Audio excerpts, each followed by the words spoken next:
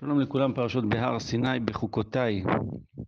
לזכות כוחות הביטחון של עם ישראל, לשמירתם והצלחתם במבצע ובכלל, לעילוי נשמת רבי שמעון בר יוחאי ובן שרה, ולעילוי נשמתו של אליהו כהן, השם ייקום דמו, בן סופיה ושאול, המרגל שלנו בדמשק, שיום פטירתו חל ביום ראשון האחרון, ולהחזרת גופתו וגופותיהם של כל השבויים והנעדרים שלנו לקבורה ראויה בישראל.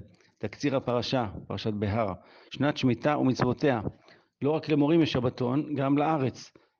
ספירה מחזורית של 50 שנה, ומצוות שנת היובל שבה משחררים עבדים ומחזירים נדל"ן לבעליו הראשונים.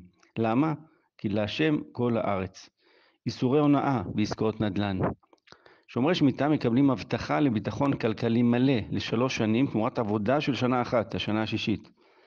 גאולת עבדים שנאלצו להימכר לעבדים על ידי קרוב משפחה.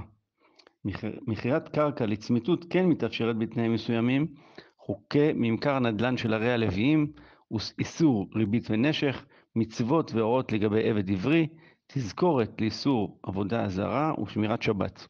תקציר פרשת בחוקותיי. אם תשמרו מצוות וציווי השם, מובטחות ברכות רבות וטובות וניסי ניסים. אם לא תשמרו, חס וחלילה, מה שיכול לקרות זה רעב עד כדי כך שגורם לאכזריות וקניבליזם בלתי נתפס בתוך המשפחה, מה שבאמת קרה בזמן חורבן בית המקדש. דיני נדרים, הקדש להשם, חרם ומעשר. נקודה למחשבה בלי תשובה עדיין. האם יש מישהו שאוהב בחינות? הקדוש ברוך הוא נותן לנו הבטחות כלכליות ברורות, ובלשון הנביא מלאכי, ובחנוני נא בזאת, לגבי מעשרות. מי שיעשר יתעשר וכו'. בפרשתנו שנה שישית מבורכת פי 3.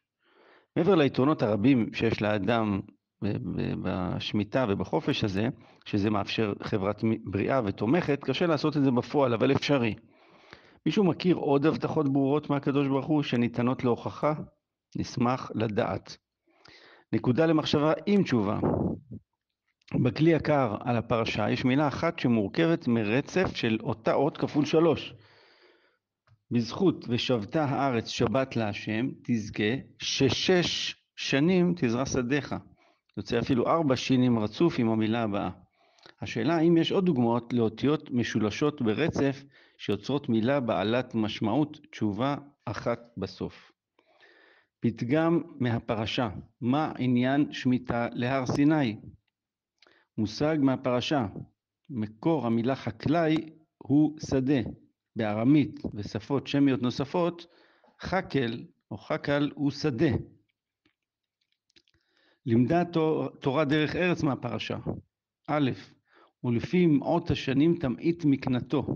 ובא בספורנו שחז"ל הורו למקבל שדה מחברו לשנים מעטות, שלא יגדל גידולים המכחישים את הארץ באופן שלא תשוב לאיתנה כשיחזיר אותם לבעלים. מה ששנוא עליך לא תעשה לחבריך. לימדה תורה דרך ארץ מהפרשה ב', אל תונו איש את אחיו. חז"ל במסכת בבא מציעא נותנים דוגמה של לא יבור מעל פי המגורה.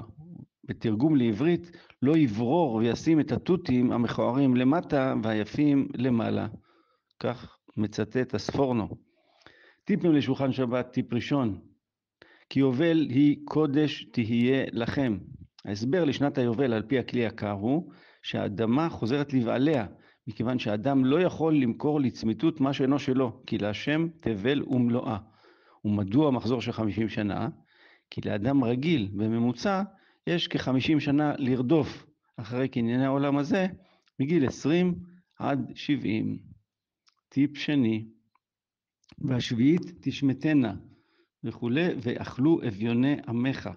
אומר רבי שמעון בר יוחאי בזוהר הקדוש, מי שמרחם על העני עושה שלום במידת מלכותו, ומוסיף ברכה בעולם, ונותן שמחה וכוח למקום הנקרא צדקה, להריק ברכה לכנסת ישראל. תשובה לנקודה למחשבה. האות היחידה שמצאתי עם אפשרות של 3 אותיות זהות ברצף, עם משמעות היא האות ו', ובו, הו' שלו, שבת שלום ומבורך, רק בשורות טובות לעם ישראל.